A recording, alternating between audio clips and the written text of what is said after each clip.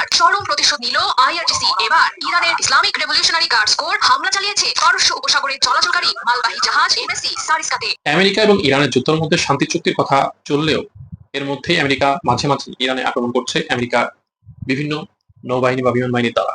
শান্তি চুক্তির কথা বিভিন্ন জায়গায় আলোচনায় উঠলেও আমেরিকা মাঝে মাঝে ইরানের বিভিন্ন জায়গাগুলোতে হামলা করছে।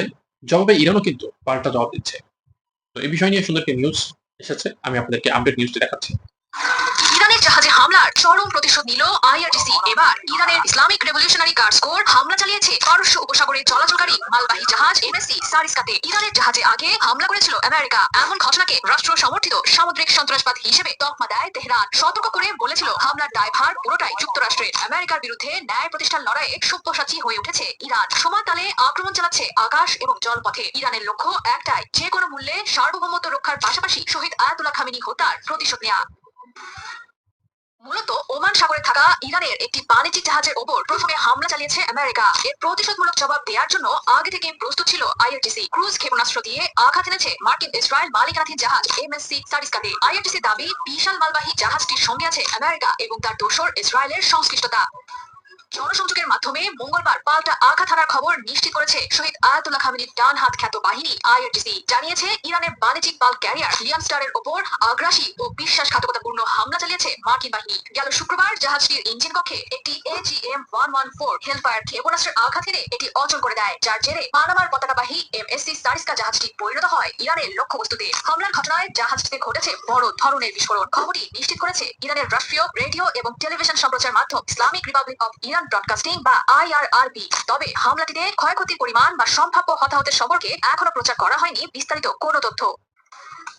হামলাটির তো এই ছিল মোটামুটি ইরান এবং আমেরিকার যুদ্ধের আপডেট, যেখানে আমেরিকা মাঝে মাঝেই শান্তি চুক্তির মধ্যেই হামলা করছে, ইরান সেটার পাল্টা জবাব দিচ্ছে খুব শক্তভাবে। আমেরিকা প্রথমেই ইরানের একটি জাহাজ হামলা করে, এর পরবর্তীতে আমেরিকার বেশ কয়েকটি জাহাজে ইরান হামলা করেছে বিমান বাহিনী দিয়ে এবং নৌবাহিনী দিয়ে, আর সেটাকে কমান্ড দিয়েছে আইআরজিসি। সবথেকে বড় কথা হলো আয়াতুল্লাহ খামেনির হত্যাকারী ইসরায়েল এবং আমেরিকা, এদেরকে কখনোই ইরান মাফ করবে না, আর মাফ করার প্রশ্ন আসে না।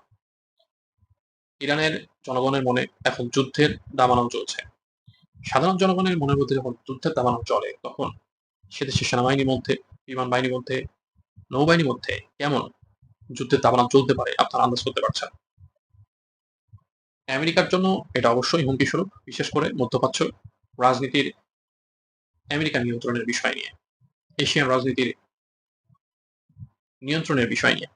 যদিও আমেরিকার সঙ্গে যুদ্ধ করে ইরানের পারার কথা নয়, কারণ বিভিন্ন সাইড থেকে আমেরিকা ইরানের থেকে শতগুণ শক্তিশালী।